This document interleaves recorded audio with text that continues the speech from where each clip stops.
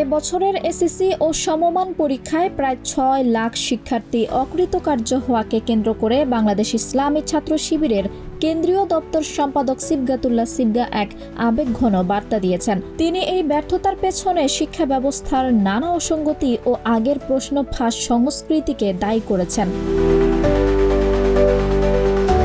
সামাজিক মাধ্যমে প্রকাশিত এক পোস্টে তিনি বলেছেন, ৬ লাখ শিক্ষার্থীর ৬ লাখ বছর নষ্ট করবেন না। বাংলাদেশে সবচেয়ে বড় সম্পদ হচ্ছে এই তরুণ যুব সমাজ। বিগত সময়ে প্রশ্ন ফাঁস সহ নানা অনৈতিক চর্চা শিক্ষা ব্যবস্থাকে পঙ্গু করে দিয়েছে জানিয়ে তিনি বলেন, এবার সেই সুযোগ না থাকায় হয়তো ফলাফল খারাপ হয়েছে, কিন্তু এর দায় শিক্ষার্থীদের উপর চাপানো উচিত নয়।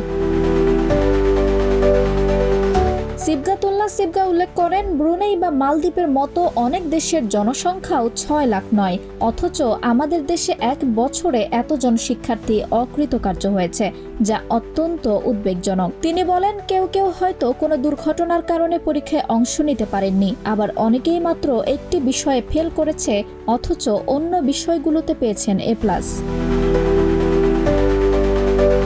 এই পরিস্থিতিতে তিনি সরকারের কাছে আবেদন জানান, যেসব শিক্ষার্থী 1 বা 2 বিষয়ে ফেল করেছে তাদের যেন অন্তত কলেজে ভর্তি হওয়ার সুযোগ দেওয়া হয়। সুযোগ দিলে এদের মধ্য থেকেই ভবিষ্যতের সফল মানুষ তৈরি হবে।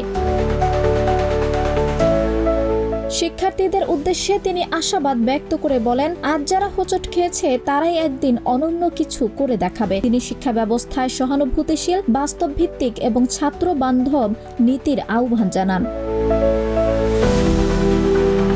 শিক্ষা খাতে এমন মানবিক দৃষ্টিভঙ্গি ও সমাধানমুখী চিন্তাকে অনেকেই ইতিবাচক হিসেবে দেখছেন। বিশ্লেষকদের মতে শিবির নেতার এই আহ্বান একটি গুরুত্বপূর্ণ জাতীয় আলোচনার ভিত্তি তৈরি করতে পারে।